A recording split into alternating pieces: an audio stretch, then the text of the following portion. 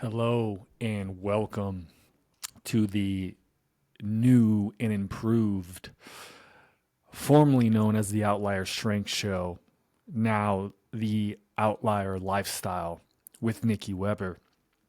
And I am appreciative of you for tuning in and ultimately listening to what I have to say. And today I want to dive right into it and maybe discuss the impotence of the beginning of the Outlier Lifestyle and why the shift from the Outlier Strength Show to the Outlier Lifestyle.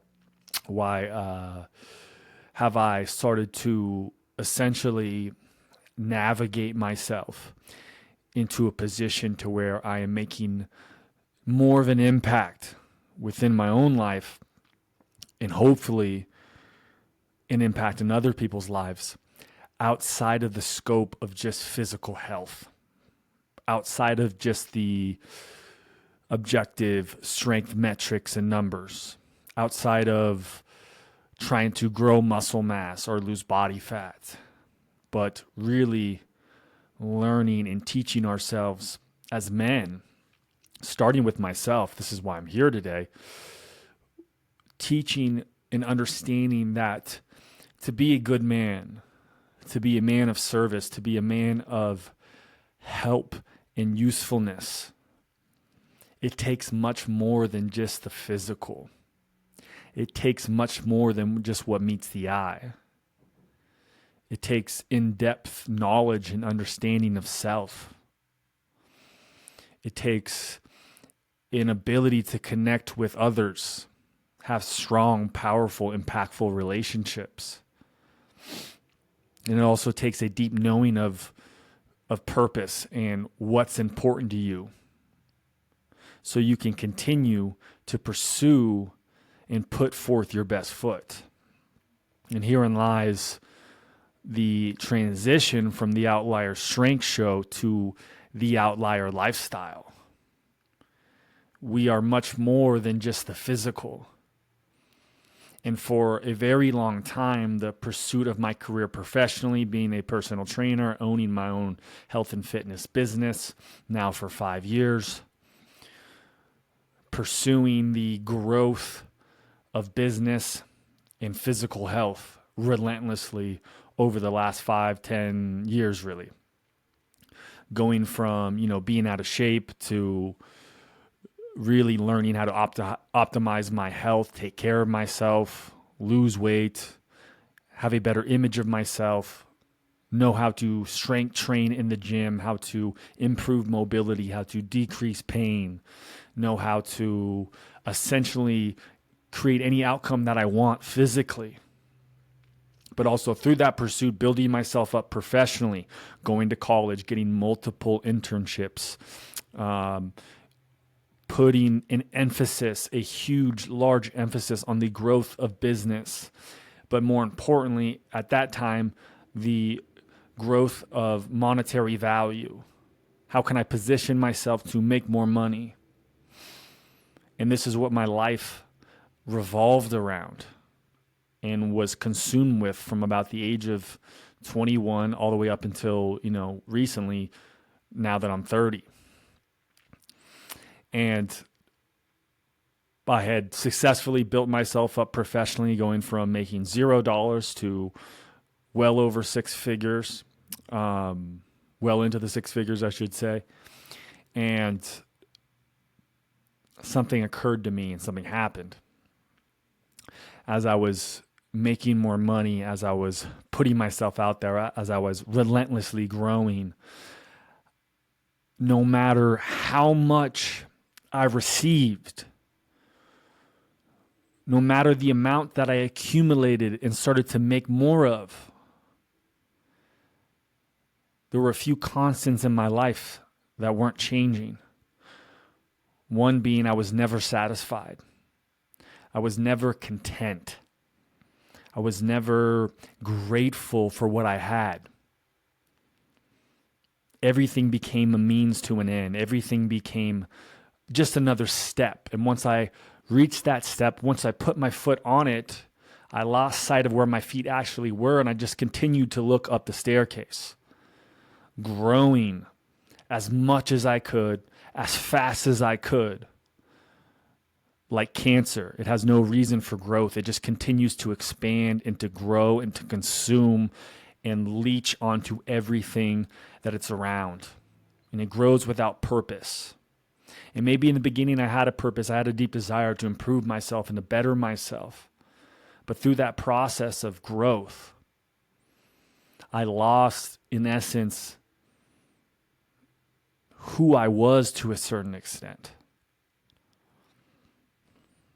And as I continue to analyze this and realize, what is this false facade and fictional belief of society of what it means to be a man that we value, that we are told from a very young age of how to live, of what's important, of what it means to be maybe an alpha male, quote unquote. And that's usually revolved around three different areas. The first area being monetary, more money, more money. A good man, a good leader makes more money. It doesn't matter. Anything else outside of that does not matter. Make more money. Grow more. The more money you have, the more people will love you. The more money you have, the more success you'll have. The more money you have, the more respect that you'll have. The more money that you have, the more you can live with comfort, the less resistance you'll have. Money is the American dream. Money makes the world go round. And this is a huge pillar that we've been falsely taught that is a foundational way to be a man. And of course, I'm not here to demonize money. I'm not here to tell you that making money is bad. It is one of the things that is a provider of freedom within your lifetime. And it is essential to be able to live a healthy, prosperous, long life. What I'm just saying is maybe money isn't everything. Maybe money can bring you some semblance of stability, but it can't fulfill you. It can't leave you feeling like you are so well-rounded and grounded into your practices of certainty, of self-belief. Money is a tool.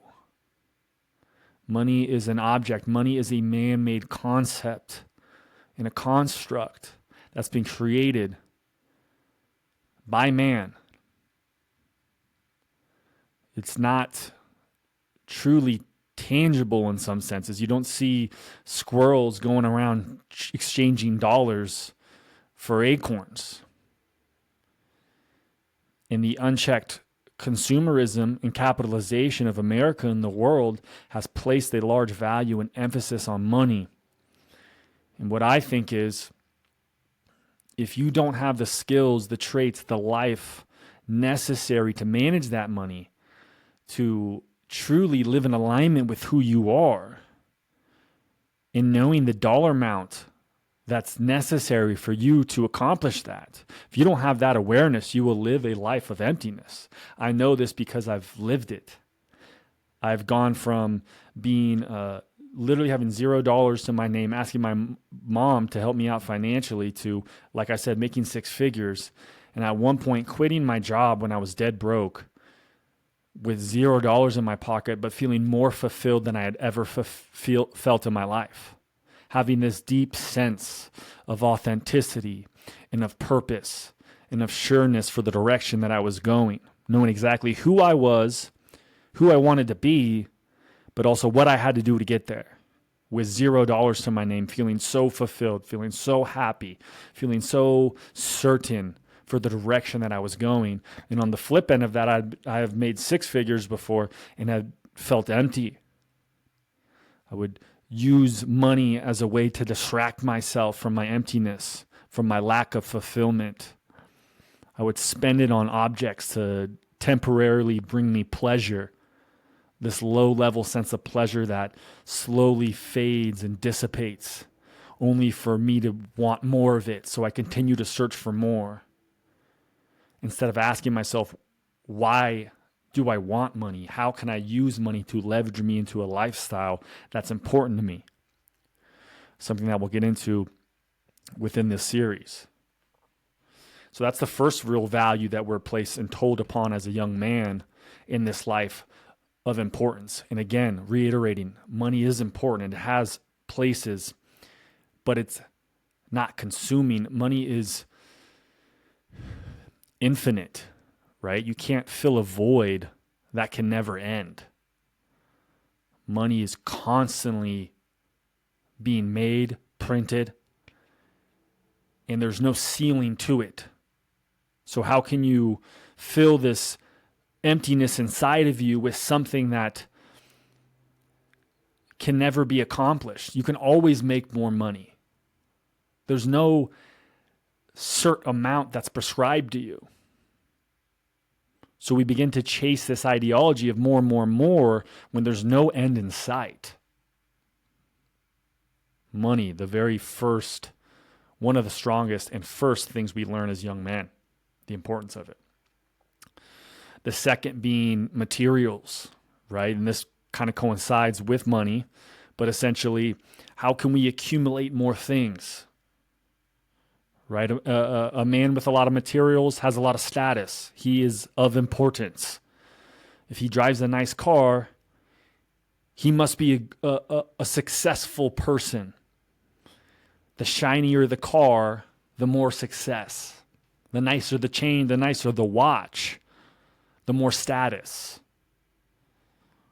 And we idolize this from a young age. We believe it's everything. From the shoes that we wear, and of course I've fallen victim to this, from the clothes that we wear, to the phone that we have, to the car that we drive, to the house that we live in. You know, the bigger house that you have, you must be happier, you must be more successful because it's bigger, it's more. Although we can only be in one room at one time, it's the symbolism of what a large home and possessions means on the surface level in our society. We have this idea that it is what happiness consists of. More materials. Always constantly upgrading.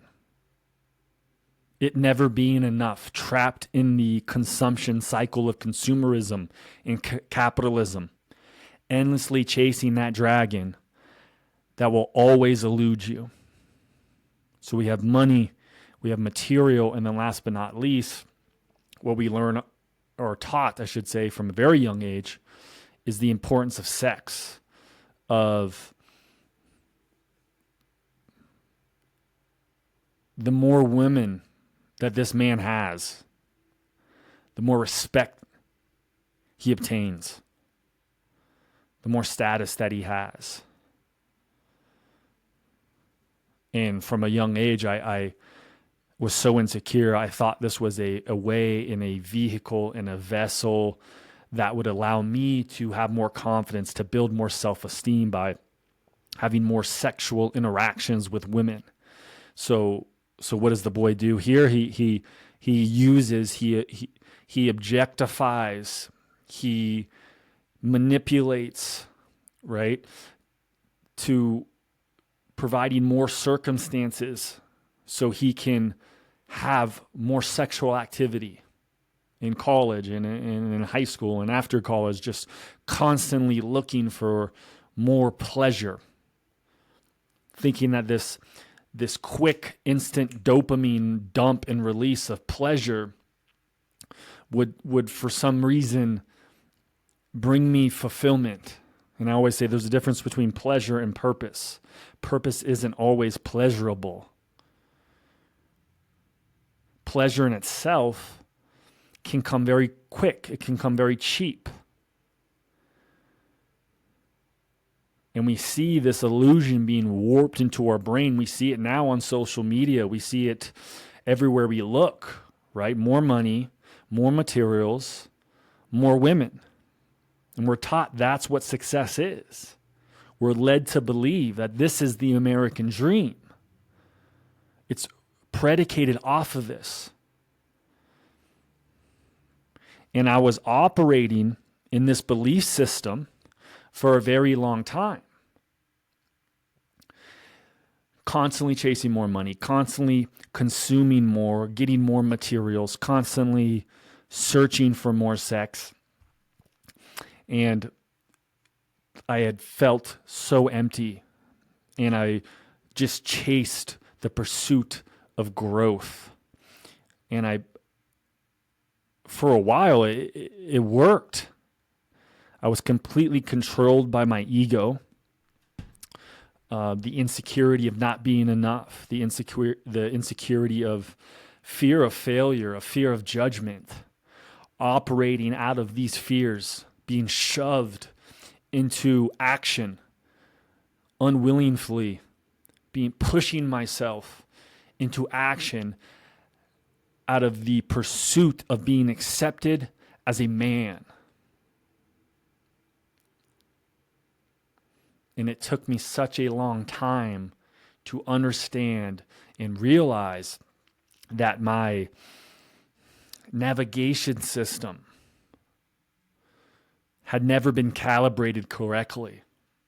And I had never, with awareness and consciousness, picked up the compass and started to tune it to what was actually in alignment with the direction I wanted to be, with the journey of life that I would be proud of, that I would be fulfilled with, that I would be in alignment of. So when I was taking the steps necessary to pursue who I wanted to be, the compass was tuned appropriately. The compass led me to my northern star, so to speak. And when I talk about the intentions that I have for this podcast and this series moving forward, and my profession and how I want to create impact, the intention of this being, just being married here less than a week now. And when I was getting married last week, and we were eloping in just outside of Zion National Park in this beautiful area in southern Utah. And as we're saying our vows to one another, standing on this rock with this vast openness of red rock and desert and salt deposits that had manipulated and skewed the earth, so it's all these vibrant reds and whites and yellows, and the contrast and the unpredictability of nature. And as we start saying our vows, the moon starts rising. I'm looking into my wife's eyes as she's speaking to me, and I'm listening to what she's saying. And when it's my turn to tell her what she means to me, when it's my turn to express my love, my intentions behind our relationship, why I value her, how important she is to me, I have the acknowledgement and the awareness that this is the chapter, so to speak, folding, the chapter turning to a new phase of my life. And in my humble opinion, the true phase of manhood, the true phase of becoming a leader, the true phase of becoming a protector, of becoming a provider to my significant other, so we can live a wholesome, healthy, prosperous life of enthusiasm, of joy, of alignment with the person and the relationship and the life that we want. And that it's going to require a system, again, a compass, so to speak. It's going to require thoughtfulness. It's going to require alignment of self, of goals, of self-actualization, of authenticity, of honoring and respecting the relationships I have in my life, the relationship with myself. How do I talk to myself on a daily basis? How do I view myself? How do I treat myself? Do I have true self-love that I can operate from, this abundant state of self-love? My relationship with myself, my relationship with others. How do I treat other people? How do I provide space for other people to be themselves? How do I learn how to empower other people to give them value from a place of leadership and guidance, and to not force it down their throat and try to change people who don't want to be changed? My relationship to source, in meaning the earth, the universe, or maybe for you it's some sort of religion, right? All that's acceptable. What is your relationship to source, that thing that you know is greater than yourself? What is your relationship to that? Do you honor it? Do you prioritize it? Do you spend time calibrating and tuning yourself to it? Are you consistently practicing and honoring that source? In my relationship with money, of course, we already talked about money. How am I using money as a tool and as a mechanism to help empower my life and empower other people's lives? But also, how can I use it to live on my own terms? How do I use money consciously? And these are things that I'm working on. That's why we're talking about them. This is why I'm bringing them to the forefront. I by no means have these things mastered. I'm not perfect. I want to work on these things as the next chapter of a man. My relationship with food. How do I nourish my body, right? How do I treat food? How do I prepare my food? How do I use it to fuel myself and to feel better and to have more physical robustness and more vitality and health? So that was the first component I really saw within myself of maximizing my relationships of everything. We tend to just think, I believe, relationships sometimes as this exclusivity to people, to humans. We only have relationships with other people. But in reality, the relationships are everywhere you look. Your relationship with technology, right? How are you using technology? Your relationship to consumption. How are you consuming things? Are you doing it consciously? Or are you doing it mindlessly? Are you just doom scrolling non-stop with no intention behind it? Getting your soul sucked from you. Your creative capacity sucked from you. One of your greatest gifts, your ability to create, being taken from you involuntarily and voluntarily by these systems and structures. So how can I maximize my relationships? And then next to that, my behaviors. What are the behaviors I need to possess? What are the traits I need to have in order to embody the man that I want to become? The most fundamental principle, birthright of the freedom of will to choose how I want to live. What are the tools I need to maximize my freedom of will? What are the fundamental characteristics that I need to possess in order to be of service to others, in order to connect with people in a deeper level, in order to have more freedom in my schedule, in order to have a healthy, resilient body?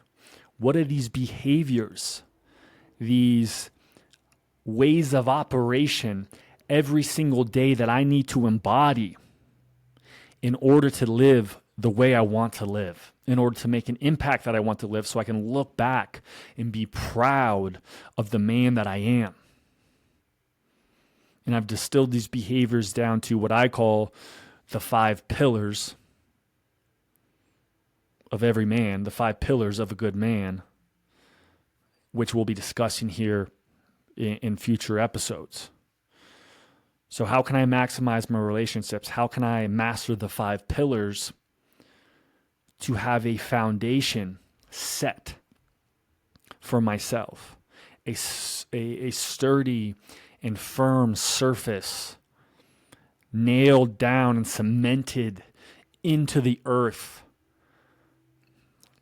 so my base is so strong and so sturdy that even the harshest storms, even the worst winters, the most powerful earthquakes cannot jeopardize the integrity and the value that I have. So we maximize our relationships, we maximize our pillars, we strengthen our pillars, and then we look at our purpose, right? Am I living in alignment with my truest self, my deepest level of authenticity? The being in the doing, so to speak. Are we just living life as a passenger, as a bystander? Are we just being dragged around by societal expectations and societal norms? Or are we sure of the man we want to be? Are we sure of what we value? Do we know the creation and the contribution that we want to make to this world? Not only do we know what we want and the contribution we want to make, but do we have the courage necessary to take the actions that are required of that purpose? And this is my operating system. This is my creation to the world of hoping that if I can implement the improvement and quality of the different types of relationships, if I can master the 5 pillars, which we'll be getting into, and if I can master my purpose, I will be an outlier. I will be a person who's detached and deviated away from the main body or system, because I am so different in the way in which I pursue my life. I have a deep level and sense of awareness. I ask questions. I am not blindly following herd mentality and becoming a larger statistic.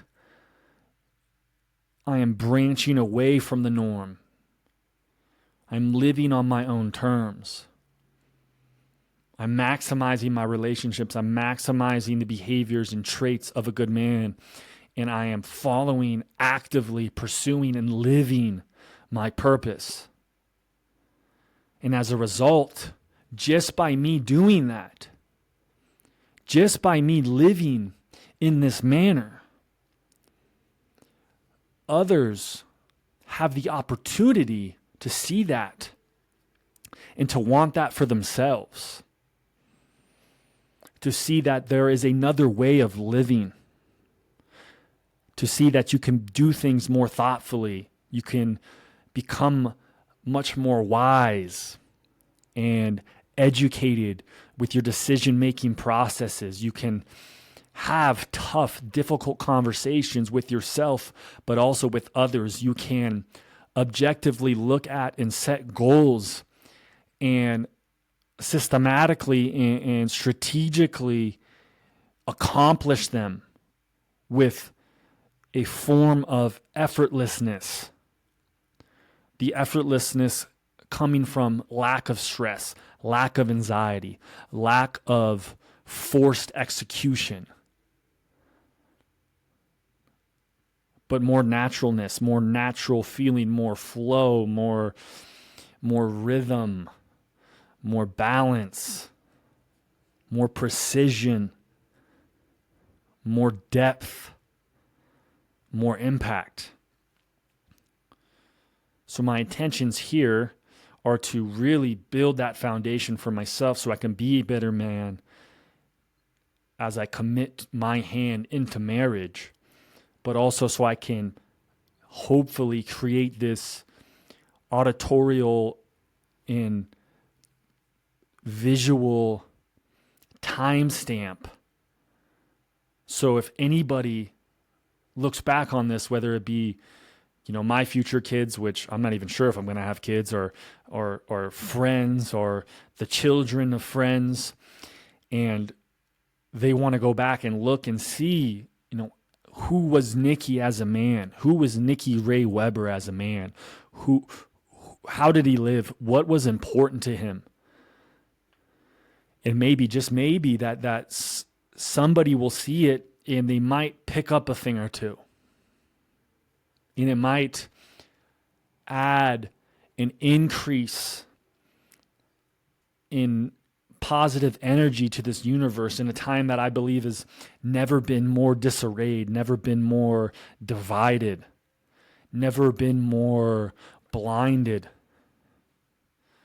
by this fake imagery of success, by this facade of accomplishing or dividing or trying to control and manipulate other people's behaviors, but to actually see a person who was himself, who was authentic, and who also allowed others to do the same. The man who helped other men. Again, just as a byproduct of sharing experiences, of speaking his mind, of being honest and vulnerable, and empowering others to do the same. Just by doing that, just maybe we can make some sort of positive change in this world.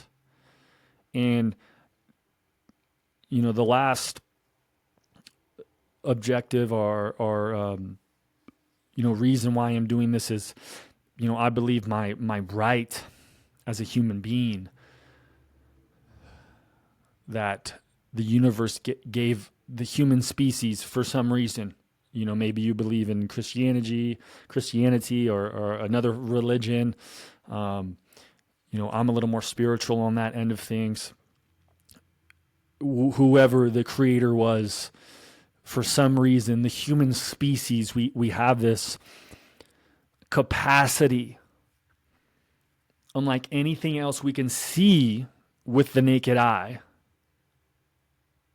It may be happening elsewhere, but we can't see it. This capacity to create unlike any other species. For some reason, the Homo sapien, the human species, we have been blessed, whether it be from evolution, whether it be from the hand of God, from the universe, we have been blessed with this ability to create. And I believe it's our right to maximize that ability. We were given it for a reason. We are not meant and designed to just passively consume, to constantly be inundated and stimulated by technology. We are destined and born creators. And it just so happens we live in a time now where most, if not all of our needs on the surface level, are met. But underneath the deep needs, in which I call them, the deep need and feeling of connection to others, of being seen and of being heard, the deep need to have a healthy, strong, fit, and resilient body,